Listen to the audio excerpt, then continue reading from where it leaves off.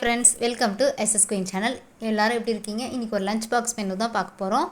Beetroot rice தான். இன்றைக்கி beetroot வந்து நல்லாவே நான் நைஸாக பொரிச்சிட்டு அதுக்கப்புறமா நான் அதை சாதத்தில் போட்டு மிக்ஸ் பண்ணிட்டேன். ஏன்னா என் பாப்பா வந்து அப்படியே பொரிச்சு கொடுத்தா ஃபுல்லாக சாப்பிடாது, சரியாக சாப்பிட மாட்டா. அதனால தான் நான் ரைஸில் போட்டு எவ்வளோ கொடுத்தாலுமே சாப்பிட்றோம். அதுக்காக தான் நான் எப்பயுமே இப்படி தான் பண்ணுவேன். உங்கள் வீட்டில் உங்கள் பசங்க பீட்ரூட் சாப்பிடுவாங்களா அப்படின்றத மறக்காமல் கமெண்ட் செக்ஷனில் சொல்லுங்கள்.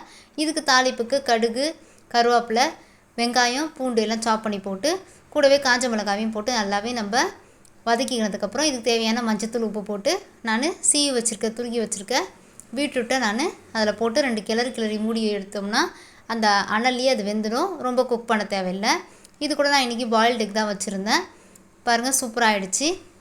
இது நான் ஆறுன சாதத்தில் போட்டு கிளறி என்னுடைய பாப்பாவுக்கு இன்றைக்கி லஞ்ச் பாக்ஸாக நான் இன்றைக்கி கட்டிட்டேன்.